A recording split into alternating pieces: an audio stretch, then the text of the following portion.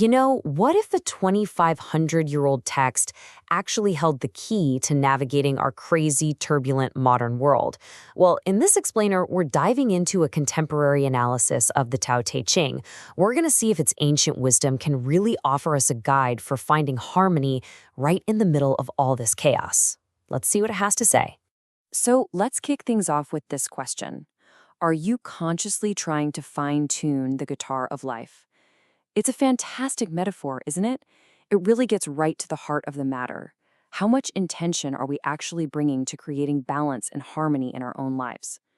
Honestly, that's the core of everything we're about to unpack. All right, so before we can even talk about finding harmony, we kind of have to understand the problem, right? So the first step in this whole analysis is taking a hard look at our world today. And, well, the picture it paints is of a society that is profoundly out of tune. Okay, first things first. Let's just make sure we're all on the same page. What do we even mean by harmony? For our purposes here, it's a state of agreement, a relationship where different parts can exist together without clashing. Basically the exact opposite of chaos.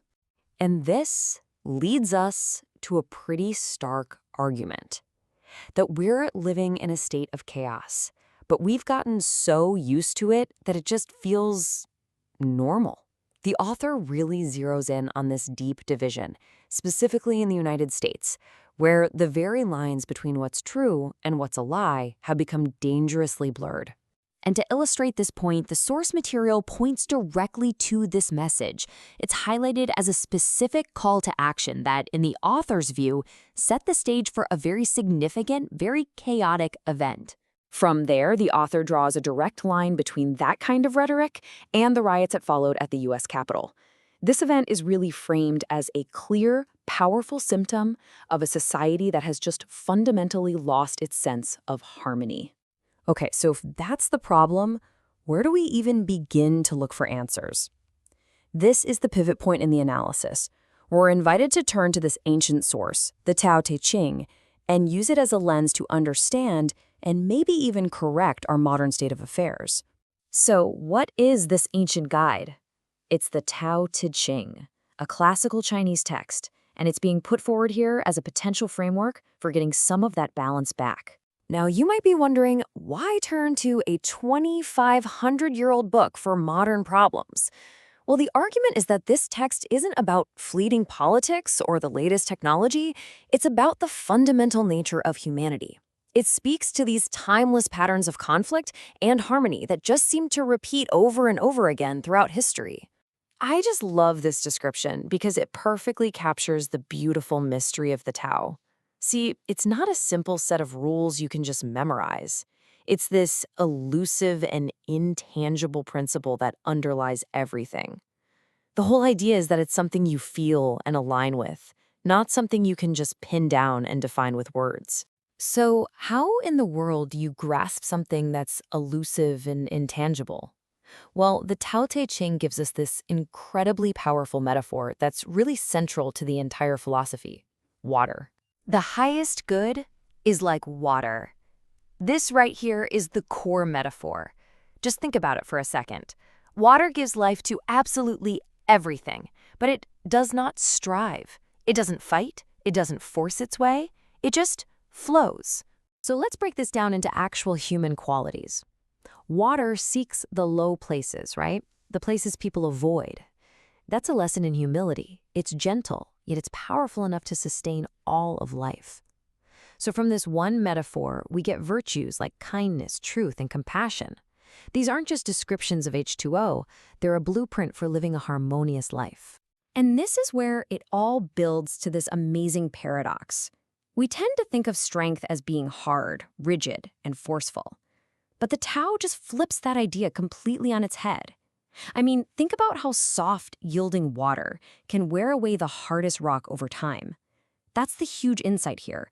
Real, lasting strength is found in flexibility, not in force. So what does this water-like strength actually look like when it comes to leadership? The next step is to apply these principles directly to the world of politics and governance. I mean, how brilliant is this as an illustration of leadership? Why is the sea the king? It's not because it's higher or more powerful in a dominating way. It's because it lies below everything, which allows all the streams to naturally flow into it. The lesson is that a great leader gets power through humility and service, not by trying to dominate everyone. This slide really just lays it all out, side by side. On the left, you've got the way of the sage, leading with humility, with mercy, and by literally following behind. And on the right, you have the author's critique of modern leadership, ruling with severity, constantly boasting, and rejecting humility altogether. The contrast is, well, it's pretty startling when you see it like this. And this all leads to a really clear and powerful warning. When leadership is based on force, it just creates more resistance. It backfires. And when leaders abandon basic morals and ethics, the whole ship of state, the very foundation of society, it just starts to sink. All right. So far, we've been looking at the external world, at leadership and society. But now, the focus is going to shift inward, because according to this philosophy, true harmony doesn't start with changing the world. It starts with changing yourself. This brings us to another one of these fascinating paradoxes, the difference between a human being and a human doer. Our society totally champions the doer, right? Always busy, always hustling. But the Tao sage is a being. They appear to do nothing, yet they leave nothing undone. It's this radical shift away from valuing frantic activity to valuing this kind of effortless effectiveness. This quote really gets to the very heart of our own inner state. So much of modern life is just driven by this endless desire for more. But the Tao teaches that true wealth isn't about having more stuff. It's about knowing when you have enough. It's an inner contentment that just can't be shaken by what's going on in the outside world. And it all culminates in this one final powerful image. The chaos of the world, that's the hurricane. It's always going to be there. The goal isn't to stop the storm. The goal is to find that calm, still center of the hurricane within ourselves, instead of getting constantly swept up in the whirling winds of our own minds. And so that leaves us with one last big question to chew on. This entire analysis hinges on this powerful paradox from the Tao, that yielding is strength, that softness overcomes hardness, and that true power lies in humility.